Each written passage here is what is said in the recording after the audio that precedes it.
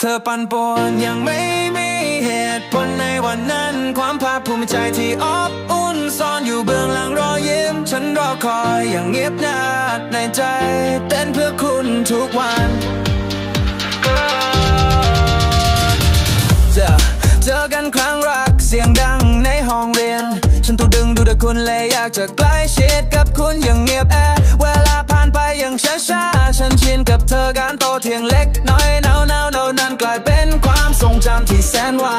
นแต่ทันใดนั้นคุณก็จากไปเปลี่ยนสถานที่ทุกอย่างกลายเป็นคนแปลกหน้า